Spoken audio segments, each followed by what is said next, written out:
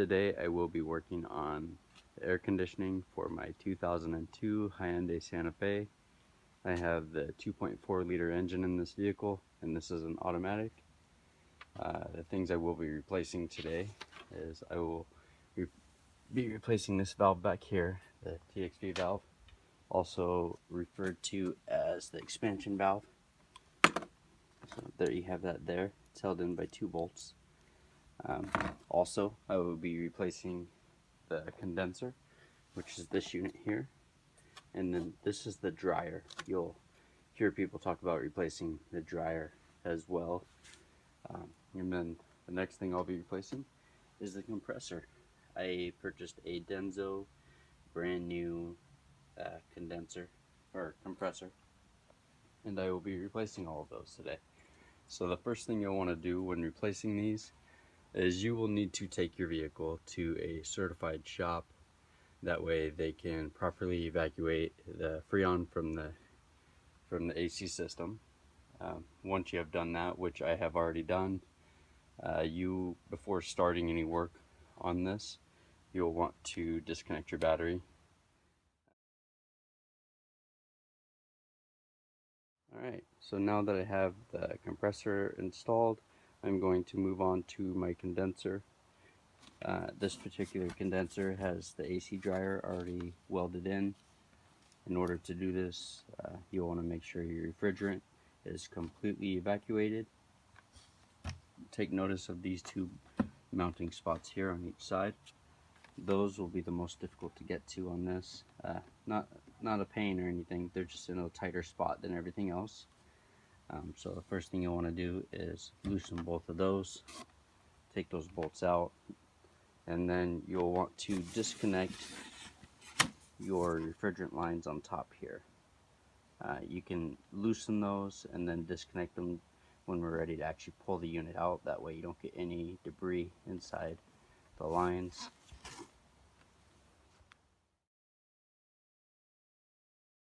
Right, so approaching from the front of the vehicle, I have removed them. You can access one of the bolts right here. You can see right there. There's not a lot of space there.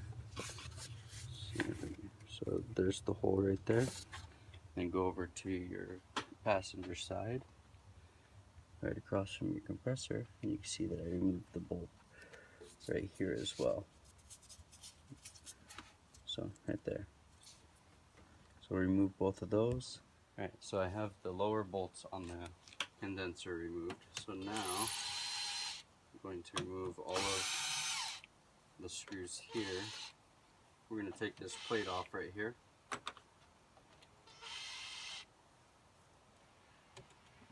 These are all plastic, so make sure you're careful with them, or else you'll have to replace them.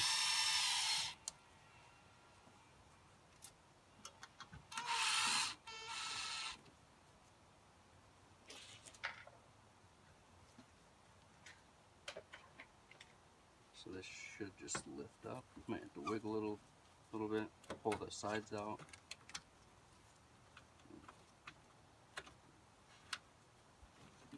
Careful not to do it quickly so you don't lose any of the clips. So once you have this top guard off, your latch and assembly here will have to be moved out of the way.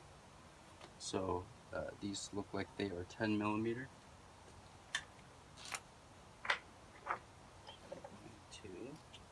Use my impact on them.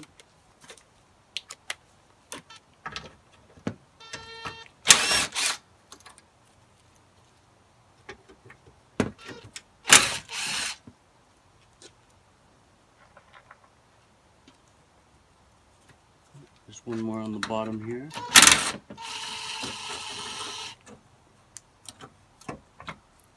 So that can swing up or out. We'll move it when we need to. So I'll take now. Next step is to remove the 4 10 millimeter bolts on top of this guard.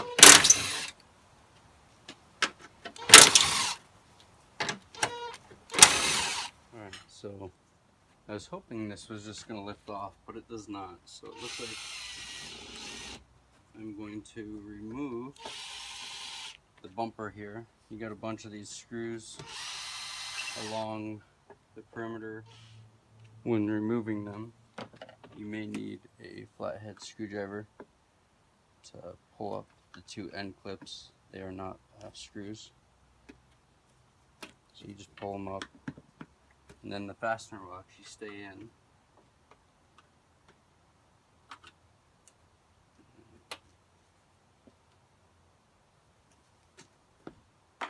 So I have a total of, we have a total of 6 removed up top here. There are a total of 6 10mm bolts on the bottom that run along the same pattern. Right, so you slide down here, you see there's 10mm bolts all the way across here. You have 6 of them, and then on the end you'll have 2 Phillips on each side, and then follow the trim of the bumper up, and there is 1 more bolt right there, or screw, sorry. So go ahead and remove those. That is a total of 6 screws that you'll need to remove. So once you have all the lower screws removed from the lower side of the bumper, you'll need to remove the headlights. There are 3 10mm bolts to remove them. And then when removing them, you'll want to wiggle them a little bit, make sure they come out without damaging anything.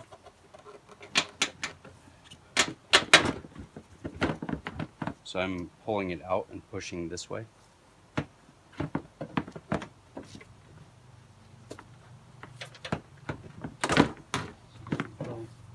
Then there are 2 connections behind it.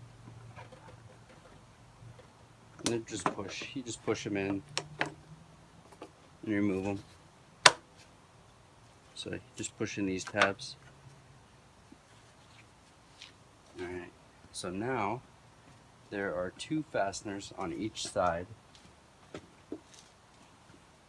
See if I can show you actually what I'm referring to. Alright. So you can see right here, this little clip. You don't want to break it. So you get your screwdriver under there. If you have it, you can use one of these tools here. These work really well. And then you want to lift up on this tab afterward. That way, if you don't pull this out, you'll either break the bumper by cracking it, or this will go flying somewhere. Now you'll need to disconnect your corner marker. You just push the tab and pull it out. And then I will back away. I have never taken this bumper off before, so we'll see if it comes off now.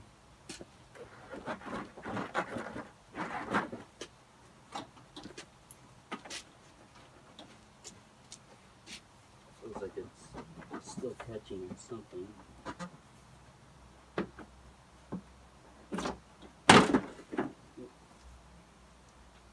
So I'm just wiggling all the joints.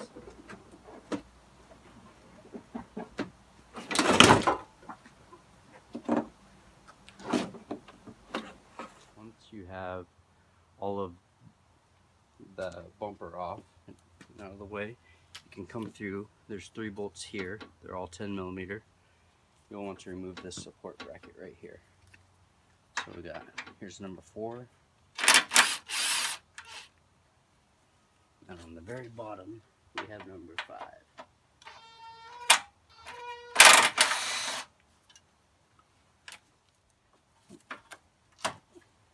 So you have to pull these out. They have rubber grommets that are pushing through this. There is a clip on the back side. You just press each side in here, and then you can remove your hood latch cable.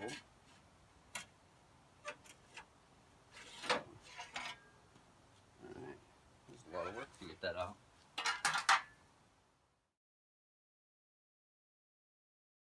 Alright, Now, after having all the hardware removed, go ahead and remove both of the nuts holding the refrigerant lines on.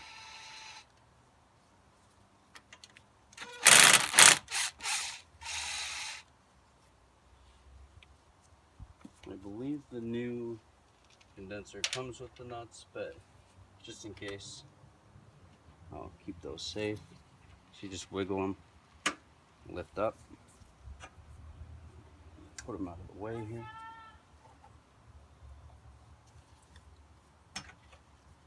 The same thing to the other side. Looks like somebody zip tied it. Alright, with your lines disconnected, you could separate the fan from the condenser just by pulling back on it.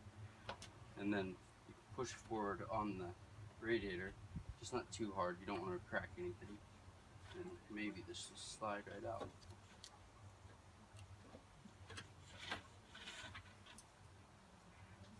And there we have it. So now I will go ahead and match this up to my brand new condenser. Make sure everything's gonna line up properly. Alright, so I matched them up.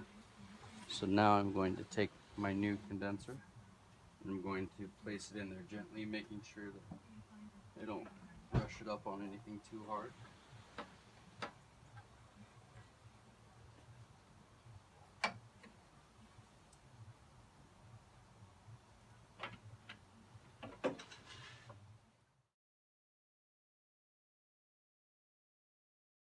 Alright, so I have the receiver dryer and the condenser installed now. It was a little finicky. Seemed to be a little bit narrower than I needed. I don't know if it seemed to be packaged really well, but it's supposed to be an exact fit. I did not buy a cheap condenser. I just did not buy an OEM condenser. But yeah, so now we will start reinstalling everything. I'm going to tighten these two bolts down, and then I'm going to put my centerpiece back in, and then I'm going to reattach my high and low pressure lines up top here.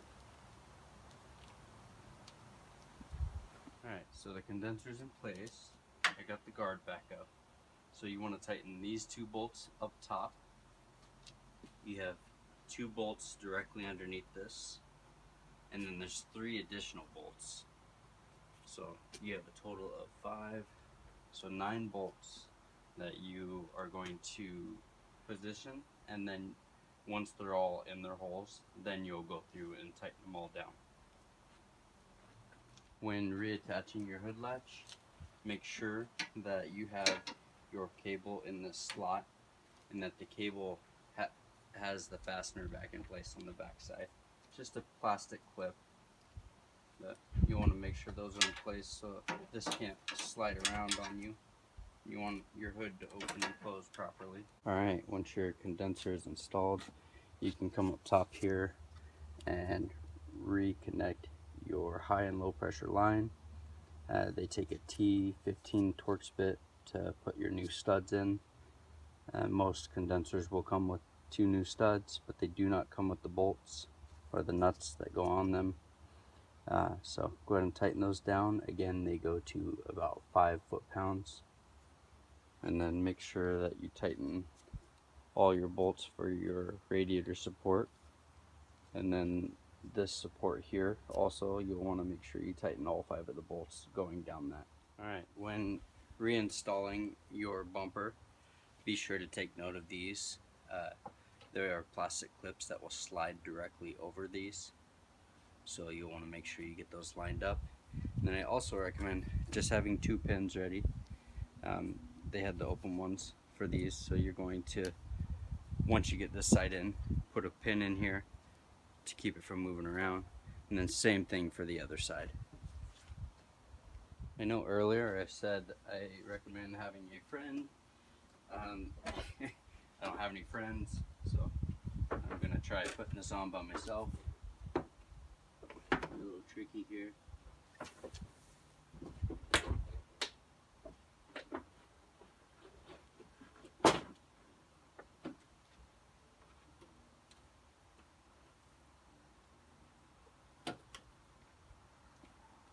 see.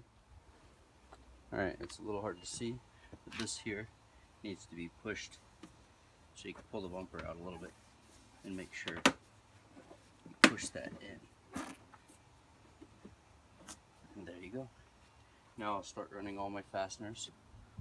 Put the corner screws in, and then your 2 bottom ones, and then run all of them across the top. There will be a total of 8 fasteners along the top side of the bumper, so make sure you get all these in place. So now we will put all 5 of these bolts in here. They are 10mm, and then you'll come over here and put both of these screws in here. They are just those Phillips screws. They look like these. And then on the wheel well here, there's a screw right where my finger is that you'll need to run in up there. Once you have the bumper back on, go ahead and place your guard back over your latch. This bottom hole down here, it takes just a regular screw, and the other 5 just take the fasteners. Just take your fasteners, just put them in the holes.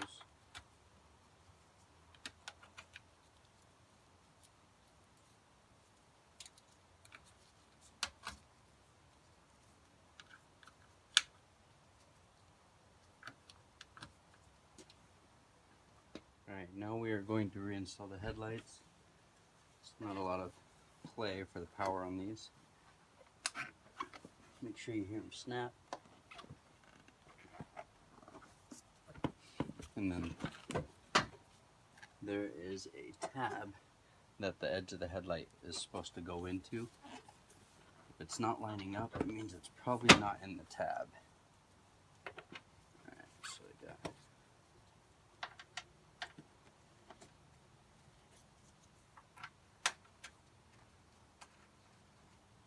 start them all by hand. Doesn't take much tightening down. Remember, it is plastic. Now we'll install this headlight. There's a little bit more play because these wires are a little longer than the other side. Make sure that you have your corner markers installed.